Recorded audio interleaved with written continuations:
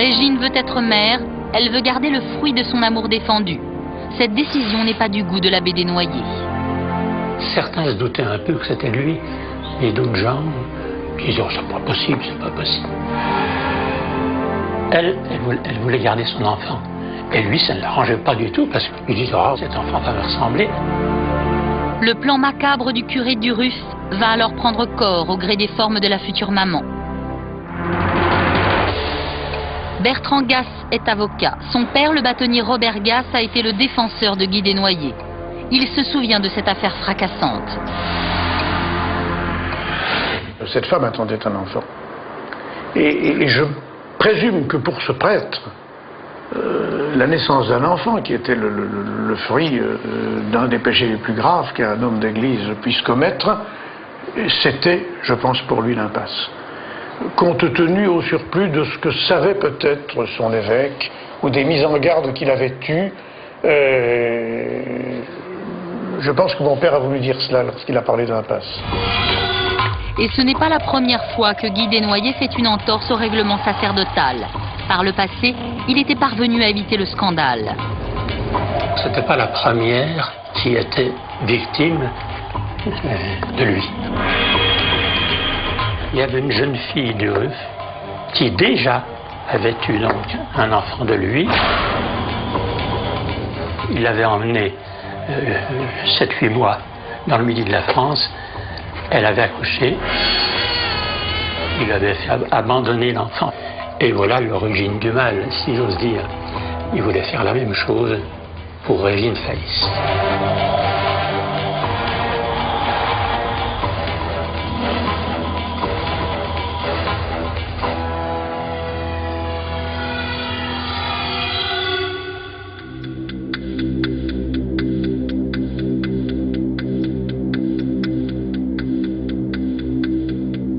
Avec cet enfant à naître, l'avenir s'assombrit. Le curé, victime de ces vieux démons, se sent pris au piège. Il est cette fois-ci dans l'impasse et va commettre l'irréparable. Il est 18h ce 3 décembre 1956. Guy Desnoyers a donné rendez-vous à sa belle à la sortie du village, au pied du calvaire. Un signe sans doute. Toutes les occasions sont bonnes à prendre pour passer un peu de temps avec son bien-aimé. Régine attend et guette la 4 chevaux. Cette voiture qui a si souvent abrité leurs ébats amoureux va la conduire vers un funeste destin.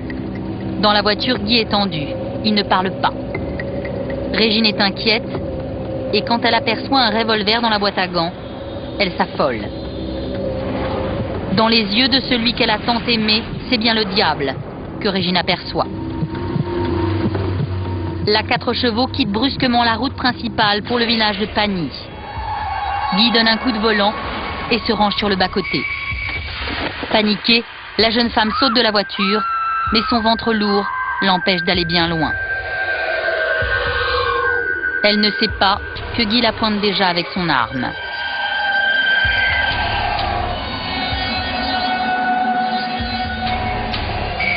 Une détonation déchire le silence. Régine s'écroule, abattue d'une balle dans la nuque. 6 décembre 1956, retour sur le lieu du crime. 3 jours après son forfait, Guy Desnoyers, encadré par des gendarmes et des inspecteurs, participe à une reconstitution. Avec beaucoup d'aplomb et force de détail, l'homme va reproduire ses gestes meurtriers. Le regard fiévreux, il raconte comment il a lâchement assassiné sa proie qui tente de lui échapper. Il raconte comment il s'est approché du corps. Précautionneusement, il va couvrir sa victime.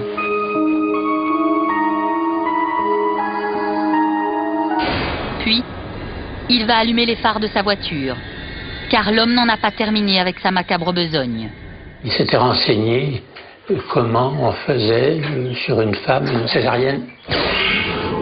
Le désir de Guy Desnoyers, c'était justement de défigurer l'enfant pour qu'il n'y ait aucune ressemblance avec lui.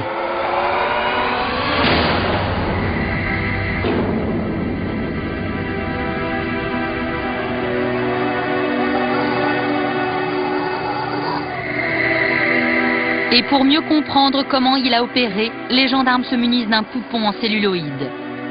Devant des inspecteurs médusés, Guy détaille et raconte comment, équipé d'une lame, il a ouvert le ventre de sa compagne pour en sortir le bébé, avant de le massacrer et de lui taillader le visage.